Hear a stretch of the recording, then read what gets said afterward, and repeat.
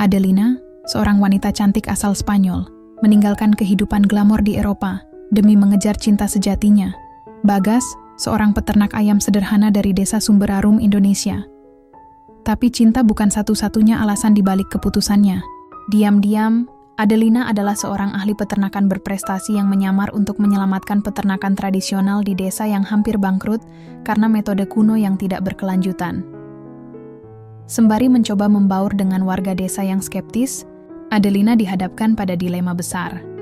Tetap menyembunyikan identitasnya demi cinta, atau mengungkap siapa dirinya dan menghadapi penolakan demi menyelamatkan masa depan peternakan. Puncak konfliknya datang ketika cintanya dan visinya mulai berbenturan, memaksanya membuat keputusan paling sulit dalam hidupnya. Langit pagi itu cerah, dan aroma tanah basah masih menggantung di udara desa Sumberarum. Ayam-ayam berkokok semangat seperti alarm alami yang tak pernah telat. Di pinggir jalan berbatu yang berliku dan penuh lubang, sebuah mobil tua berdebu berhenti, pelan, menimbulkan bunyi berdecit yang membuat anak-anak desa menoleh penasaran. Dari dalam mobil, turunlah seorang gadis dengan kulit putih seputih susu, mata kecoklatan, dan rambut panjang bergelombang seperti yang sering terlihat di film-film romantis. Mengenakan kaos putih sederhana dan celana jeans lusuh, ia menarik kopernya sambil menghela napas panjang. "Adelina?" Suara dari ujung jalan terdengar. Disusul langkah cepat seorang pria muda berkaus oblong dan sarung dililit di pinggang. Wajahnya berseri-seri, namun sedikit gugup. Gadis itu menoleh dan tersenyum. "Bagas," katanya pelan. Lalu mereka saling mendekat dan berpelukan sebentar. Tak lama, cukup untuk menegaskan bahwa perasaan itu nyata. 2 minggu sebelumnya, Adelina masih duduk nyaman di balkon apartemen kecilnya di Madrid. Kopi hitam di tangan, mata memandangi langit senja yang membakar kota. Tapi hatinya mengembara ribuan kilometer ke desa kecil di Indonesia yang bahkan belum pernah ia lihat langsung. Cinta memang aneh. Seseorang bisa jatuh cinta hanya dari percakapan, daring dan sepotong kenangan di masa lalu. 3 tahun lalu, ia bertemu Bagas di Madrid dalam program pertukaran petani muda. Bagas mewakili kelompok peternak tradisional dari Indonesia. Mereka hanya bersama 2 minggu, tapi itu cukup untuk menyisakan benih yang tumbuh perlahan di hati. Dan sekarang, ia ada di sini, di Sumberarum. "Maaf ya, rumahnya sederhana banget," kata Bagas, sambil mengangkat kopernya masuk ke rumah panggung. Kecil dari kayu. Ada suara ayam di mana-mana. Serius di mana-mana, di dapur, di bawah rumah. Bahkan satu ayam jago seolah menyambutnya dengan tatapan curiga. "Bagus kok. Lebih hidup," jawab Adelina sambil tersenyum geli. Kaki telanjangnya menyentuh lantai bambu yang dingin, dan seketika ia merasa seperti berada di dunia lain. Bagas menyiapkan air minum dari kendi, dan mereka duduk di teras, menatap sawah yang menguning. Angin berhembus pelan membawa aroma rumput, ayam, dan sedikit bau pupuk. Adelina menarik napas dalam-dalam. Ia tahu ini bukan akan jadi perjalanan mudah. "Warga sini belum tahu kamu datang. Mereka agak sensitif soal orang luar," kata Bagas pelan. Adelina mengangguk. "Aku akan pelan-pelan. Mereka akan lihat kalau aku di sini bukan cuma karena kamu, tapi juga karena aku mau jadi bagian dari kehidupan ini." Bagas menoleh. "Kamu yakin?" Adelina tertawa kecil. "Yakin banget. Bahkan aku siap bangun subuh dan bersihin kandang ayam." Bagas mendecak. "Nanti kamu yang kabur duluan." Malam pertama, Adelina tidur di kasur tipis beralas tikar. Suara jangkrik bersahutan, dan dari kejauhan terdengar suara gamelan latihan dari langgar kecil. Tidak ada AC, tidak ada Netflix, tidak ada Wi-Fi. Hanya keheningan dan tubuh yang kelelahan. Tapi anehnya, ia tidur nyenyak. Pagi-pagi benar, Bagas membangunkannya. "Ayo, kita ke kandang." Masih mengantuk, Adelina menyikat giginya di pinggir sumur. Airnya dingin seperti es. Saat ia berjalan ke kandang, ia melihat Bagas sudah sibuk membawa ember pakan dan mengisi air minum ayam. Kandangnya besar, tapi agak kumuh dan semrawut. Banyak ayam terlihat lemas. "Kamu pernah megang ayam sebelumnya?" tanya Bagas sambil menoleh. Adelina tersenyum. "Pernah, tapi nggak sebanyak ini." Itu jawaban jujur, separuhnya. Ia mulai membantu menebar pakan. Sepatu putihnya berubah coklat dalam 5 menit. Seekor ayam melompat ke lengannya, dan ia menjerit kecil sebelum akhirnya tertawa. Anak-anak desa mulai berdatangan, menonton dari pagar kandang. Mereka tertawa geli melihat bule yang belepotan lumpur dan kotoran ayam. "Nanti sore kamu ikut ke warung, kenalan sama warga," ujar Bagas. "Siap, aku akan belajar ngomong Jawa juga," katanya semangat. Bagas terkekeh. "Wah, nanti kamu jadi lebih Jawa dari aku." Sore itu, Adelina duduk di warung kopi milik Pak Darto. Warga berdatangan. Ada yang heran, ada yang senyum-senyum, dan ada juga yang langsung bertanya, "Bule iki sopo, Mas Bagas?" "Bule ini siapa?" "Mas Bagas?" Adelina menjawab dengan sopan. "Nama saya Adelina. Saya dari Spanyol. Seneng bisa di sini." Dengan logat asing dan terbata-bata, tapi tulus. Beberapa orang masih diam. Tapi ada satu ibu yang tertawa. "Loh, bagus toh. Nanti diajari masak sayur lodeh." Hari itu, pelan-pelan, tembok kecurigaan mulai retak. Malamnya, di teras rumah, mereka duduk berdua lagi. "Aku lihat banyak yang bisa diperbaiki dari peternakan ini," kata Adelina pelan, hampir seperti bicara pada dirinya sendiri. Bagas menoleh. "Maksudmu?" Nanti saja, pelan-pelan. Sekarang aku cuma mau menikmati malam di desa." Bagas mengangguk, tapi hatinya bertanya-tanya. Ia merasa, Adelina datang dengan sesuatu yang lebih dari sekadar cinta. Dan malam pun turun pelan-pelan, membungkus dua hati dari dunia berbeda yang mulai bertaut dalam keheningan Sumberarum. Hari-hari pertama di desa Sumberarum seperti naik roller coaster untuk Adelina. Pagi-pagi dia bangun dengan suara ayam yang teriak, seperti band rock yang lagi soundcheck. Bukan cuma satu ayam, puluhan, mungkin ratusan. Entah kenapa ayam di desa ini seolah punya alarm internal yang sinkron. Jam 5 pagi, mereka serempak konser. Adelina terbangun dengan rambut awut-awutan dan mata sepet. Tapi dia tersenyum. "Selamat pagi, Indonesia," gumamnya dalam bahasa Spanyol. Bagas sudah di luar, duduk di bangku panjang sambil nyeruput kopi hitam panas. Di sampingnya ada sepiring pisang goreng yang masih mengepul. "Sarapan dulu, nanti langsung ke kandang," katanya santai. Adelina duduk di sebelahnya. Mengambil satu pisang goreng, ia mencicipinya dengan hati-hati, lalu matanya membesar. "Ini enak banget," Bagas tertawa kecil. "Baru tahu, nanti kamu ketagihan. Kandang ayam di Sumberarum bukan tempat Instagramable. Jangan bayangkan tempat bersih berkeramik dengan pendingin udara. Kandang di sini panjang, beratap seng, dengan lantai tanah dan bau yang menusuk hidung. Ayamnya ada yang sehat, ada juga yang jalannya miring kayak mabuk. Ini kandang utama," kata Bagas sambil menunjuk satu area luas yang penuh rak telur dan tempat pakan. Sebagian ayam udah tua, hasil telurnya mulai menurun. Tapi ya, kita nggak punya modal buat ganti semua. Adelina mengangguk, memperhatikan setiap detail. Matanya jeli. Ia melihat ada kandang yang bocor, pipa air yang macet, dan tumpukan pakan yang mulai berjamur. "Ini, kamu nggak takut ayamnya kena jamur?" tanyanya hati-hati. Bagas mengangkat bahu. "Kita bersihin semampunya. Tapi ya, kadang telat juga. Nggak ada orang khusus yang ngerti soal manajemen kandang." Adelina tidak berkomentar lebih jauh. Ia hanya mengangguk, lalu turun tangan.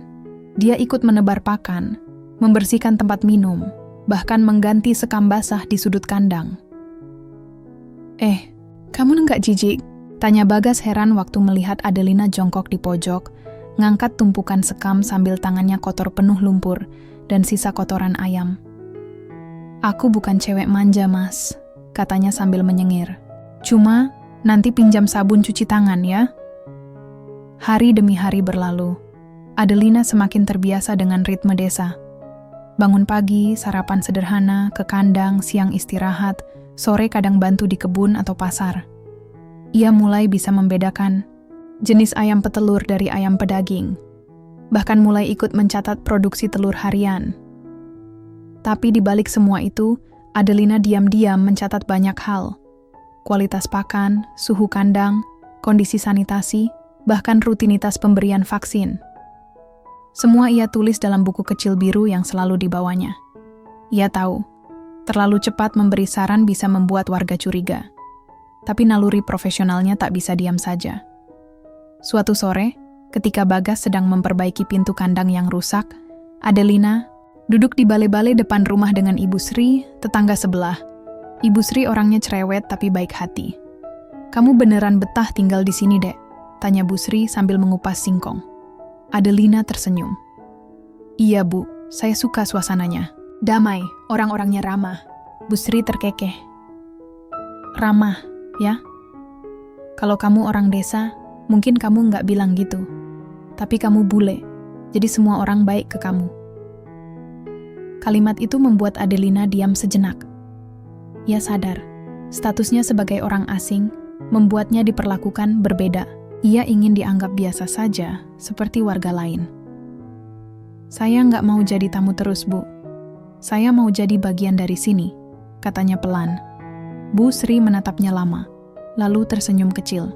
"Kalau kamu niat baik, nanti orang-orang juga akan terima. Tapi jangan kaget, ya. Orang sini nggak suka diatur." Suatu malam, setelah makan malam sederhana dengan nasi, tempe, dan lalapan, Adelina duduk di belakang rumah, memandangi langit, penuh bintang. Bagas datang membawakan teh panas. "Lagi mikir apa?" tanyanya sambil duduk di sebelahnya. "Banyak," jawab Adelina pelan. "Aku lihat sistem peternakan kita banyak bolongnya. Ayam-ayammu bisa jauh lebih sehat. Produksinya bisa naik. Tapi kayaknya belum saatnya aku bicara soal itu." Bagas menatapnya heran. "Kamu tahu dari mana soal itu semua?" Adelina gugup sesaat, tapi langsung menutupi dengan tawa kecil. "Baca-baca. Dulu aku ikut organisasi pertanian mahasiswa." Bagas mengangguk. Walau sorot matanya penuh tanya, ia mulai merasa ada sisi dari Adelina yang belum ia kenal sepenuhnya. Suatu hari, seekor ayam mendadak mati, lalu 2, lalu 5. Bagas panik. Adelina langsung memeriksa kandang. Ia pegang ayam yang mati, memperhatikan paruhnya, matanya, warna, jenggernya. "Kita harus pisahkan yang lemas. Ini bisa jadi Newcastle disease," katanya spontan. Bagas menatapnya. "New apa?" Adelina sadar ia keceplosan. Penyakit ayam. Aku baca di internet. Kita harus karantina yang sakit."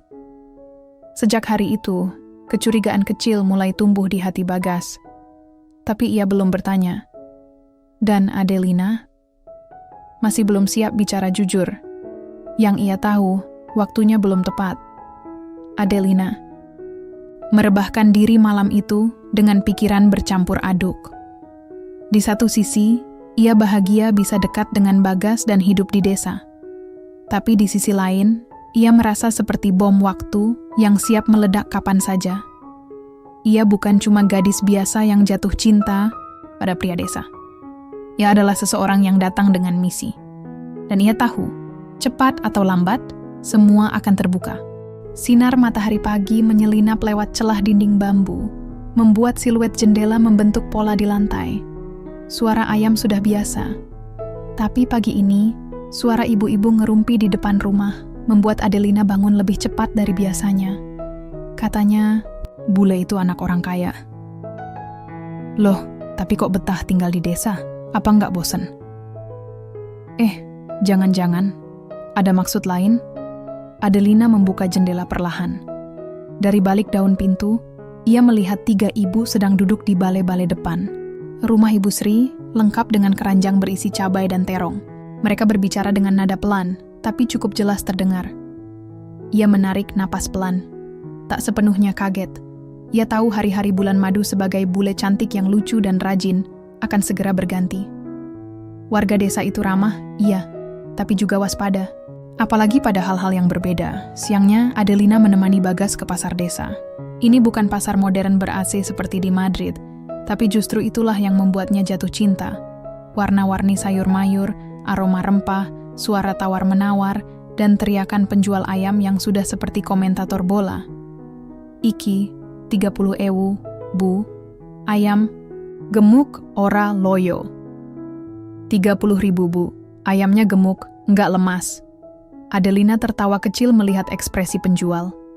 Sambil menunggu Bagas membeli karung pakan, ia berjalan ke penjual sayur. Seorang ibu tua menyapanya. "Kamu Adelina ya? Yang tinggal sama Bagas itu?" "Iya, Bu," jawabnya dengan senyum. "Kamu senang tinggal di sini?" "Sangat senang, Bu. Orang-orangnya baik." Ibu itu menatapnya lama. Lalu berkata, "Kamu tahu nggak, Sumberarum ini desa yang keras. Banyak yang datang tapi nggak semua bisa bertahan." Sebelum Adelina sempat menjawab, ibu itu sudah berjalan pergi. Kata-kata itu menggantung di udara, dingin dan samar seperti bayangan sore. Sore itu, Adelina duduk di belakang rumah, memperhatikan Bagas yang sedang menambal dinding, kandang dengan bambu. Ia mengambil buku catatannya dan menuliskan sesuatu. Catatan 3. Struktur kandang perlu direnovasi. Sistem ventilasi tidak memadai. Jadwal vaksinasi tidak teratur. Perlu pendekatan hati-hati jika ingin memperkenalkan sistem baru. Ia menutup buku itu cepat-cepat saat Bagas menoleh. "Kamu nulis apa sih dari tadi?" Cuma diary," katanya sambil cengengesan. Bagas berjalan mendekat dan duduk di sampingnya. "Kamu masih betah?" "Masih.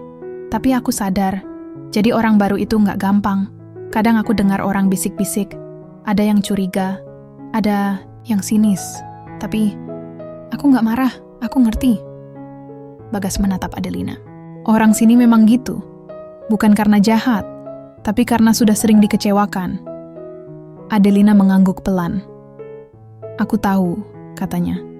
"Dan aku nggak akan menyerah." 3 hari kemudian, datang kabar dari Pak Darto, salah satu peternak senior di desa. Ayam-ayamnya mendadak banyak yang sakit. Nafsu makan turun, bulu rontok, dan beberapa mulai mati. Adelina dan Bagas langsung ke kandang Pak Darto. Kondisinya mirip seperti yang dulu ia pelajari dalam kasus penyakit ayam skala kecil. Kandang lembab, pakan tercemar, dan tidak ada pengawasan kesehatan rutin. "Bisa diselamatkan?" tanya Pak Darto dengan wajah penuh harap. Adelina mendekati seekor ayam yang lemas. Ia periksa matanya, paruhnya, dan suhu tubuhnya. "Kita coba dulu, Pak. Tapi kandangnya harus dibersihkan total. Pakan diganti. Dan kalau boleh saya bantu, kita buat jadwal vaksinasi dan perawatan lebih rutin." Pak Darto mengerutkan dahi.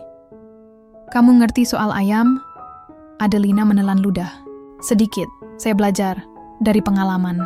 Pak Darto menatapnya lama, lalu mengangguk perlahan. "Ya udah, kalau kamu yakin, bantu saya, tapi jangan bilang-bilang warga dulu. Nanti mereka pikir saya ngikut bule, malah tambah ribut." Adelina tertawa kecil. "Baik, Pak, rahasia." Sejak hari itu, Adelina mulai sering pergi ke kandang Pak Darto. Ia mengatur jadwal pakan, membersihkan kandang, dan mulai memberi saran kecil-kecilan. Semuanya ia lakukan diam-diam. Tapi diam-diam pun, di desa, tetap saja ada yang lihat. "Kok, bule itu sering ke kandang Pak Darto? Dia ngerti ayam," katanya. "Tapi belajar dari mana? Jangan-jangan dia mau ngatur-ngatur." Gosip mulai berembus, dan Bagas mulai gelisah. Suatu malam, di teras rumah, ia menatap Adelina dengan serius. "Kamu belum cerita sepenuhnya, kan?" Adelina terdiam. "Kamu tahu banyak soal peternakan. Kamu ngerti penyakit ayam. Kamu bukan cuma gadis dari Madrid yang jatuh cinta sama peternak desa." Adelina menatapnya. Lama. Matanya berkaca. "Aku akan cerita. Tapi belum sekarang. Bukan karena aku nggak percaya kamu, tapi karena aku belum siap." Bagas mengangguk pelan, meski hatinya mulai diselimuti kabut. Bab ini ditutup dengan satu adegan yang sederhana, tapi penuh makna. Adelina berdiri di kandang, ayam yang sepi malam itu, memandangi bintang-bintang di langit. Ia tahu waktu terus berjalan, dan suatu hari ia tak bisa terus bersembunyi. Tapi ia juga tahu, cinta bukan hanya soal kata dan pelukan, Kadang cinta berarti bertahan, walau seluruh dunia belum paham siapa dirimu sebenarnya. Pagi itu, kabut masih tipis di atas sawah ketika suara teriakan Pak Darto menggema di gang sempit desa. "Telurku naik 2 kali lipat, 2 kali lipat loh." Orang-orang mulai keluar dari rumah. Beberapa mengintip dari balik jendela, beberapa lagi berdiri dengan tangan bersedekap, pura-pura tidak penasaran. Tiap hari ayam saya ngasih telur banyak. Badannya sehat, kandang juga nggak bau lagi, seru Pak Darto dengan mata berbinar. Semua orang tahu, atau paling tidak mulai sadar, kalau sejak si bule sering nongkrong di kandang Pak Darto, hasil peternakannya berubah drastis. Di warung kopi pembicaraan mulai ramai. "Beneran tuh gara-gara si Adelina?" "Masa iya? Dia kan cuma cewek bule, bukan dokter hewan." "Lah iya, tapi dia ngerti soal pakan, kandang, jadwal vaksin," katanya. Bagas duduk di pojok warung, mendengar tanpa menyela. Ia tahu, pembicaraan macam ini bisa jadi awal atau akhir bagi siapapun yang dianggap berbeda. Sementara itu, Adelina terus bekerja diam-diam. Ia mulai membuat skema sederhana di buku catatannya. Waktu pemberian pakan, jenis pakan, tingkat kelembapan kandang, bahkan pola pertumbuhan bulu ayam. Ia tidak ingin mengubah desa. Ia hanya ingin membantu Bagas dan orang-orang di sekitarnya agar lebih sejahtera. Tapi ia tahu, semua ini tak bisa dilakukan terang-terangan. Belum saatnya. Bagas datang sore itu ke kandang, membawa 2 teh manis dan pisang goreng. "Ada yang ngomong kamu kayak Profesor Ayam," katanya sambil menyerahkan gelas. Adelina tertawa. "Itu julukan baru ya? Lucu juga. Tapi kamu tahu, orang mulai curiga. Curiga kenapa? Kamu dianggap terlalu pintar buat ukuran cewek desa, apalagi bule. Dan kamu belum pernah cerita soal siapa kamu sebenarnya." Adelina menatap Bagas lama. "Aku nggak bohong, Gas, tapi aku belum cerita semuanya. Karena aku takut kalau semua berubah setelah itu." Bagas tidak membalas. Ia hanya menyeruput tehnya pelan. Di hatinya, cinta dan ragu mulai bersaing. Beberapa minggu berlalu. Kini bukan hanya Pak Darto yang mulai mengikuti metode Adelina. Diam-diam, 2 peternak lain, Pak Darman dan Embok Siti, mulai mendatangi Adelina untuk bertanya soal pakan dan cara membersihkan kandang. "Kamu punya catatan nggak? Dok, buat jadwal vaksin gitu? Kalau pakan yang dicampur jagung itu beneran bisa nurunin bau? Ayam saya suka lemas. Harusnya dikasih apa?" Adelina selalu menjawab dengan sabar. Ia bahkan mulai menggambar diagram sederhana di kertas bekas. Gaya ngajarnya nggak ribet, santai, pakai bahasa campur aduk Jawa, Indonesia, dan bahasa tubuh. Hasilnya, orang-orang mulai suka. Tapi, juga mulai heboh.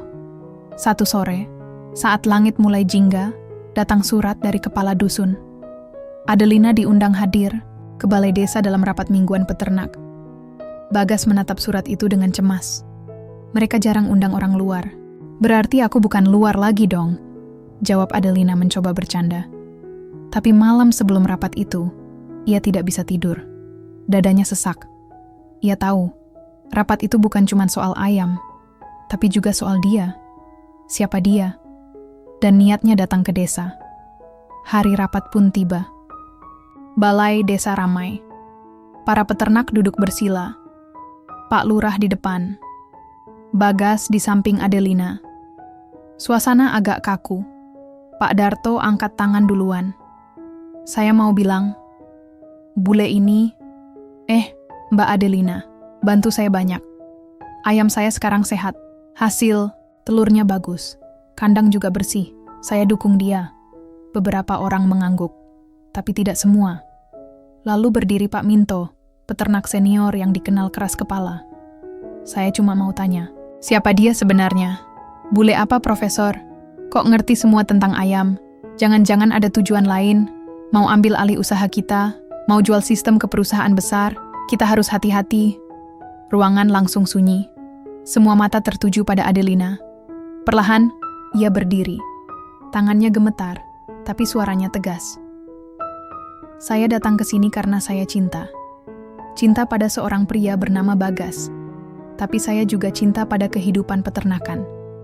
Di Spanyol, Saya adalah ahli peternakan unggas. Saya punya gelar dan pengalaman, tapi saya lelah dengan sistem industri yang serakah. Saya ingin hidup sederhana, dan saya ingin berbagi ilmu. Bukan untuk mengambil, tapi untuk memberi. Ruangan masih diam.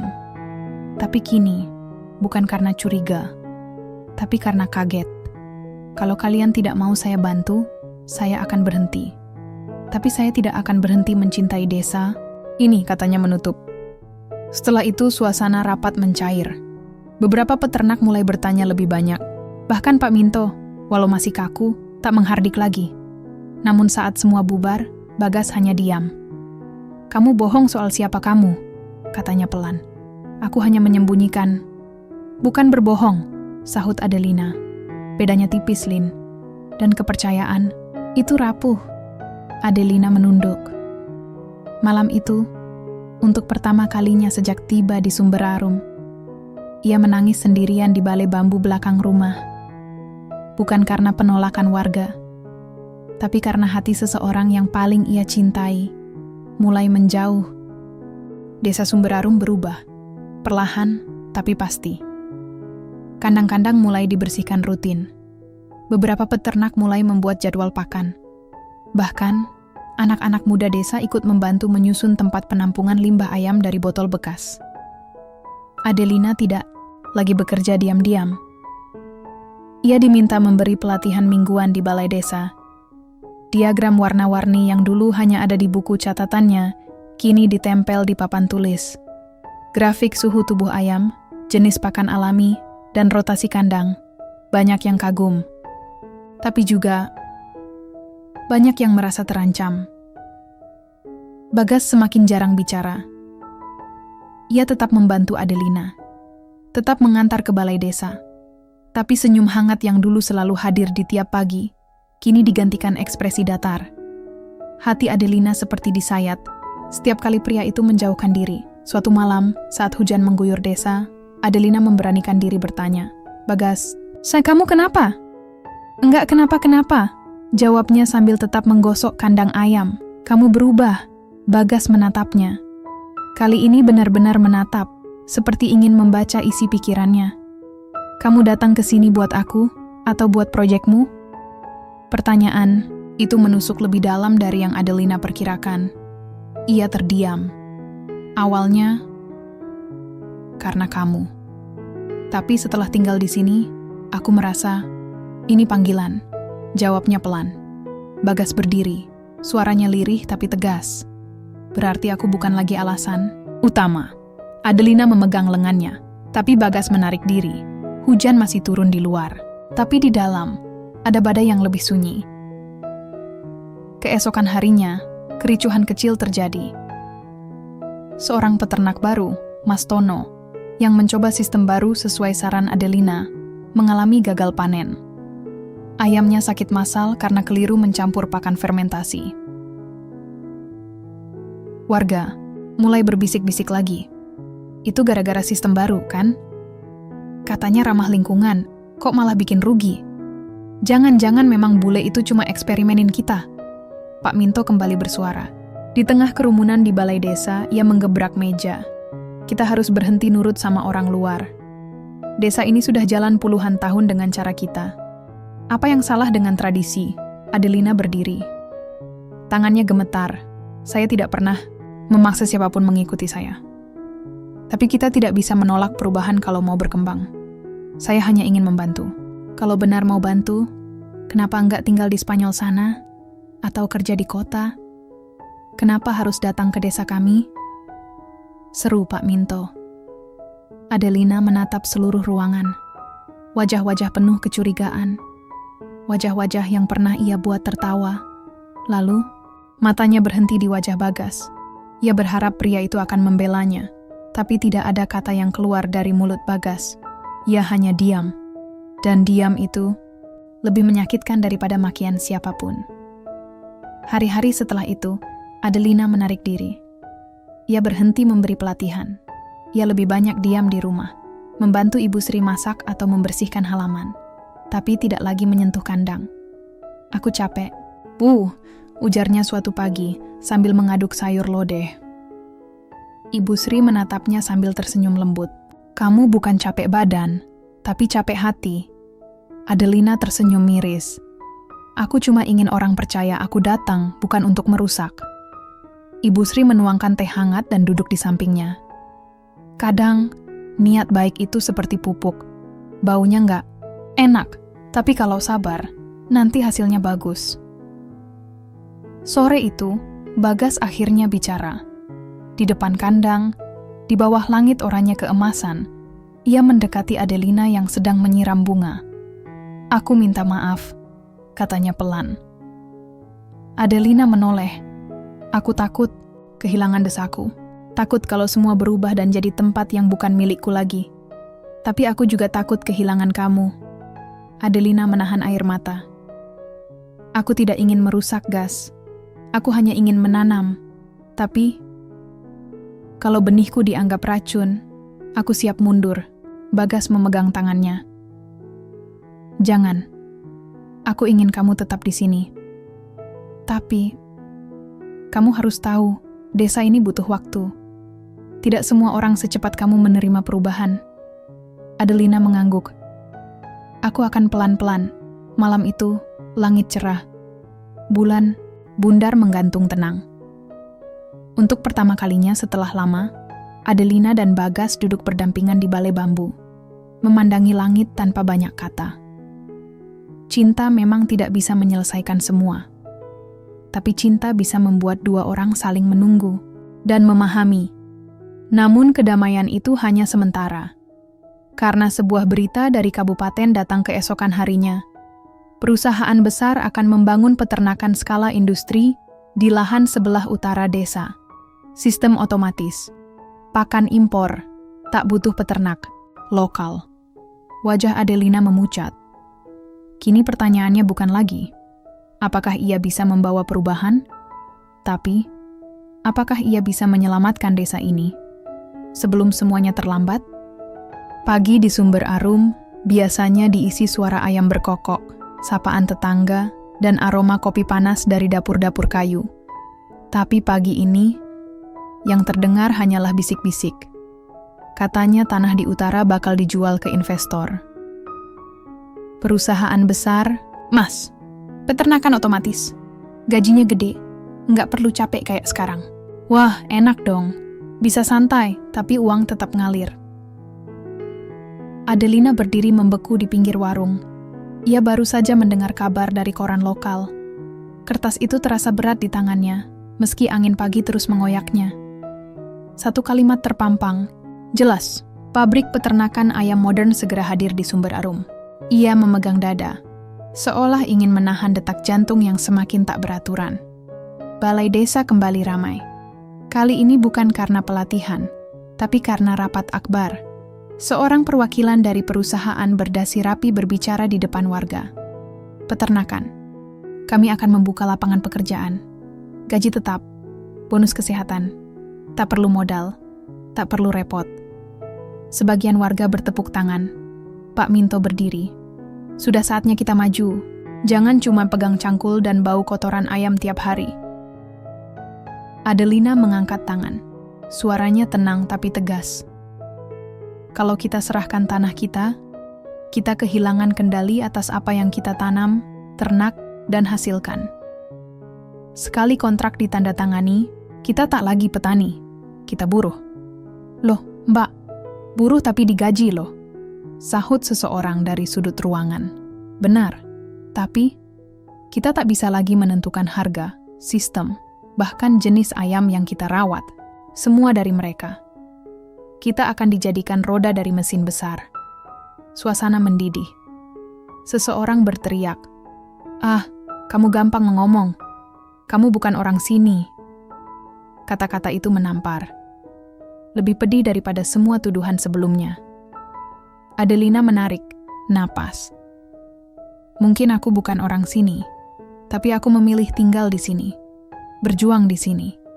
Lebih dari sekadar hidup, aku mencintai desa ini. Matanya melirik Bagas.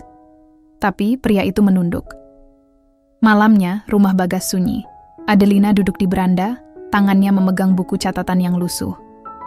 Di halaman terakhir ia menulis, "Jika harus pergi, aku ingin mereka ingat bahwa pernah ada seorang asing yang mencintai desa ini seperti tanah kelahirannya sendiri." Langkah kaki terdengar. Bagas muncul dengan wajah muram. "Aku ikut rapat dengan perwakilan perusahaan tadi," katanya. Adelina menoleh cepat. "Mereka bilang sistemmu terlalu idealis, gak bisa bersaing. Dan kamu percaya mereka?" Bagas tak menjawab. "Aku hanya ingin kamu jujur. Kamu percaya mereka atau aku?" Bagas terduduk. Wajahnya kusut, seolah 1000 beban menumpuk di dadanya. "Lin, aku ingin masa depan yang pasti. Buatku, buat keluargaku, buat kita. Aku capek hidup pas-pasan. Tapi kalau kita pasrahkan semua pada perusahaan besar, kamu pikir mereka peduli? Lihat kampung sebelah. Setelah pabrik masuk, warga cuma jadi satpam dan tukang bersih-bersih kandang. Tanah mereka hilang. Harga pangan dikendalikan. Kamu mau itu terjadi di sini?" Bagas memejamkan mata. "Kadang cinta aja nggak cukup, Lin." Kata-kata itu menghantam Adelina. Besoknya, desas-desus semakin gencar. Pak Lurah katanya udah tanda tangan surat izin. Sebagian lahan peternakan warga sudah dilepas. Yang nolak dianggap penghambat pembangunan. Adelina tidak tinggal, diam. Bersama beberapa warga yang mendukungnya, termasuk Pak Darto dan Embok Siti, ia mulai membuat rencana. Mereka mengumpulkan data, keuntungan sistem berkelanjutan, potensi ekspor telur organik, dan jejak negatif perusahaan tersebut di desa-desa. Lain Adelina bahkan menulis surat terbuka ke Bupati, meminta peninjauan ulang proyek besar itu. Ia menyebarkan informasi lewat media lokal dan akun media sosial desa. Perlahan, suaranya mulai terdengar di luar Sumber Arum. Namun, makin besar gerakannya, makin besar pula tekanannya. Suatu malam, kaca rumah Adelina dilempar batu. Kertas kecil tertempel di batu itu. Bertuliskan, "Pulanglah, jangan ganggu kampung ini." Keesokan harinya Bagas datang lagi, kali ini dengan mata sembab. "Aku salah," katanya. Adelina tak menjawab. "Aku pikir ikut arus itu jalan aman. Tapi setelah lihat laporanmu, cerita-cerita desa lain, aku sadar, kalau kita diam, desa ini hilang." Air mata Adelina akhirnya jatuh juga. "Masih ada waktu, tapi kita harus bersama." Bagas mengangguk. "Aku di pihakmu, sepenuhnya." Untuk pertama kalinya setelah berminggu-minggu, pelukan itu kembali hadir. Bukan untuk romantika, tapi sebagai janji bahwa mereka akan melawan. Bukan hanya demi cinta, tapi demi Sumber Arum. Namun mereka tak tahu, sebuah keputusan telah dibuat di kantor kabupaten. Persetujuan akhir pembangunan telah diteken. Dan dalam waktu kurang dari 2 minggu, alat berat akan mulai berdatangan. Langit Sumber Arum berwarna kelabu. Awan menggantung berat seperti napas para warganya yang menanti. Di ujung jalan utama, alat berat mulai berdatangan. Truk-truk besar bergemuruh, menebar debu dan kekhawatiran. Tanah yang selama ini ditanami rumput dan dijadikan padang gembala kini dipasangi plang besar bertuliskan, "Proyek Peternakan Terpadu PT Agromax mulai pembangunan." Adelina berdiri diam. Satu tangan menggenggam surat permohonan peninjauan kembali yang ia kirim ke Bupati. Tak ada balasan, tak ada kunjungan, tak ada siapapun dari atas yang peduli suara bawah. Warga terpecah. Setengah berharap proyek ini menyelamatkan mereka dari kemiskinan. Setengah lainnya diam-diam menyesal, tapi takut bicara. Dan di tengah semua itu, Adelina merasa seperti lilin terakhir yang menyala saat angin kencang datang bertubi-tubi. "Apa kamu akan tetap bertahan?" tanya Bagas malam itu saat mereka duduk di beranda. "Aku enggak tahu." Suara Adelina lemah. "Aku ingin tetap berjuang, tapi berjuang sendirian itu menyakitkan." Bagas menggenggam tangannya. "Kamu enggak sendirian." Adelina memandangnya dengan mata basah. "Kamu bilang, Kamu di pihakku, tapi aku tahu kamu menyimpan sesuatu. Bagas terdiam. Sejenak, suara jangkrik terdengar lebih keras dari detak hati mereka. Aku tahu kamu punya hubungan dengan Pak Lurah. Bahkan dulu kamu hampir jadi kepala desa sebelum mengundurkan diri mendadak. Kenapa kamu menyerah waktu itu, Gas? Bagas menunduk. Lama. Lalu bicara. Karena aku pernah gagal. Gagal? Dulu, aku percaya bisa ubah desa ini dari dalam. Tapi semua berubah waktu ayahku menjual separuh tanah warisan ke perusahaan tanpa bilang apa-apa. Tanah itu dulunya milik kakek buyutku. Dan sekarang, bagian itu yang jadi proyek pabrik ayam itu. Adelina menatapnya, penuh empati. Sejak saat itu aku merasa aku nggak pantas memimpin, nggak pantas dipercaya. Jadi aku memilih diam. Tapi sekarang, kamu datang. Kamu berani. Dan aku malu. Adelina tersenyum getir. Mungkin kita berdua datang dengan luka. Tapi luka itu yang bikin kita peduli. Hari berikutnya, Adelina bersama belasan warga setia melakukan aksi damai. Mereka berdiri di perbatasan tanah proyek, membawa poster-poster sederhana. Desa bukan pabrik. Kami ingin bertani, bukan jadi budak mesin. Sumber arum bukan untuk dijual. Truk-truk besar terpaksa berhenti. Operator alat berat menunggu instruksi. Pak Minto datang, wajahnya merah. Adelina, jangan provokasi. Kamu bukan siapa-siapa di sini. Adelina berdiri tegak. Saya mungkin bukan siapa-siapa, tapi saya bagian dari desa ini sekarang. Suasana memanas. Polisi lokal mulai berdatangan. Kamera media juga muncul. Adelina sempat diwawancarai cepat oleh wartawan lokal. Kenapa Anda menolak proyek ini? Karena ini bukan kemajuan. Ini pengambil alihan. Saat ketegangan mencapai puncaknya, sebuah mobil berhenti di depan barisan massa. Dari dalam keluar seseorang tak disangka. Bupati semua terdiam, termasuk Bagas dan Pak Lurah. Bupati mendekat ke arah Adelina. Saya sudah membaca laporan Anda, Mbak Adelina.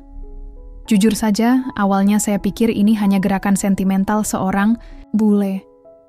Tapi setelah saya melihat dampak sosial di desa tetangga dan tanggapan warga sini, saya tahu kita harus pertimbangkan ulang. Pak Minto melangkah cepat. Tapi Pak, kontrak sudah ditandatangani. Bupati menatapnya tajam. Kami masih bisa batalkan, kalau terbukti ada pelanggaran prosedur.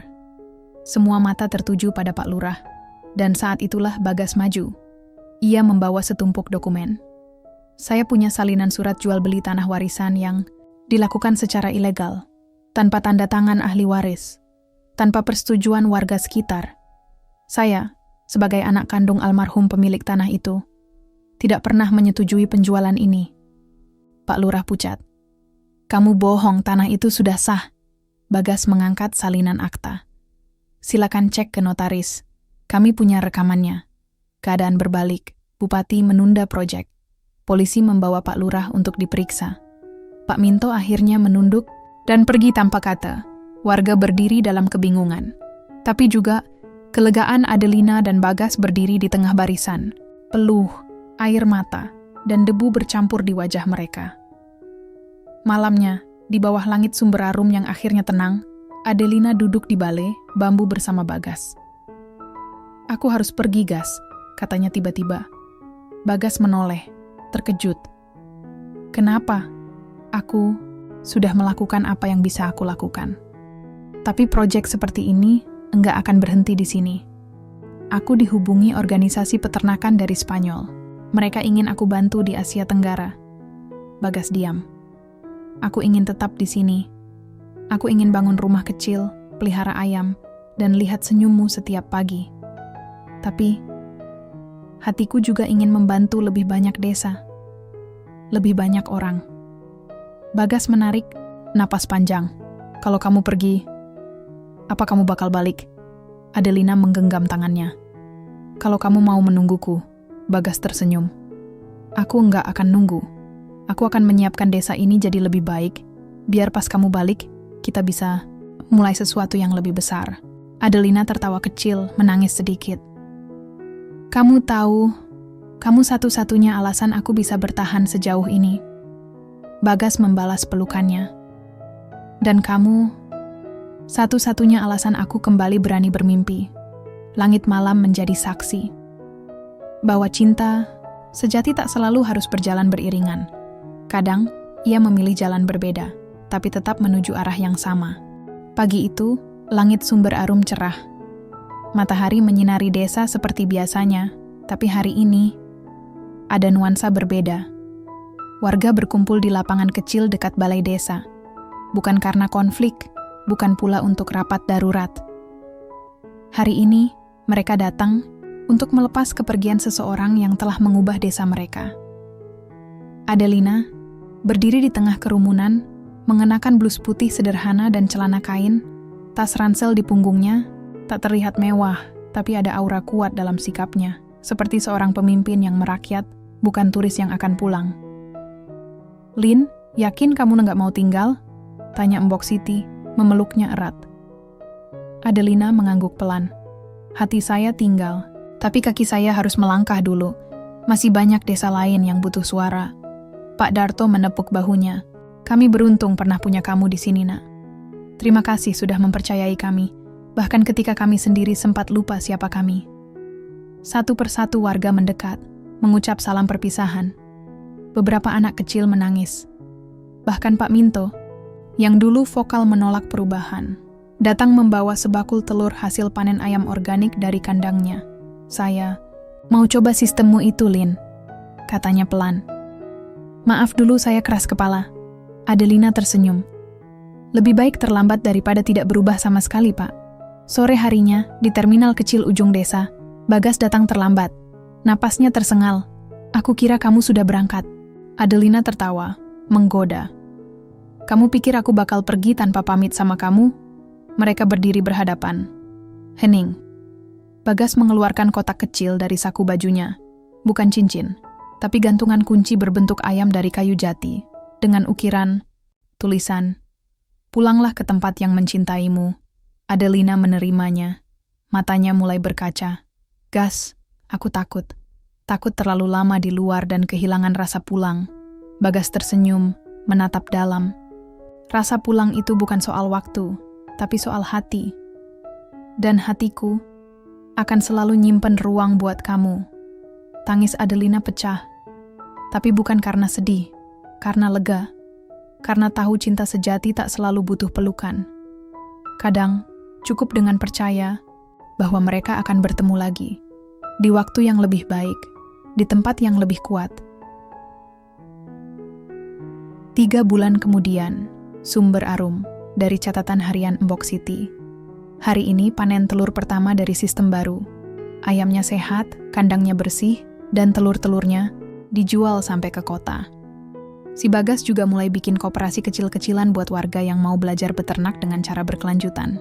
Desa jadi lebih hidup. Anak-anak muda mulai tertarik balik dari kota.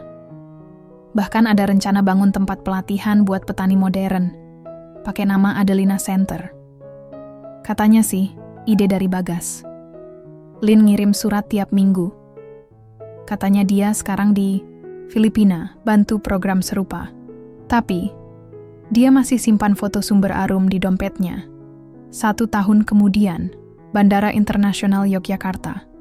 Bagas berdiri di pintu kedatangan. Wajahnya deg-degan seperti pertama kali bertemu. Di tangannya, bunga liar dari kebun belakang rumah, dan secarik kertas bertuliskan, "Selamat datang Lin, selamat pulang." Di kejauhan, langkah ringan dan senyum yang tak asing muncul dari kerumunan, penumpang Adelina. Dengan rambut lebih pendek, kulit yang lebih terbakar matahari, dan mata yang tetap menyimpan semangat yang sama. Mereka saling menatap.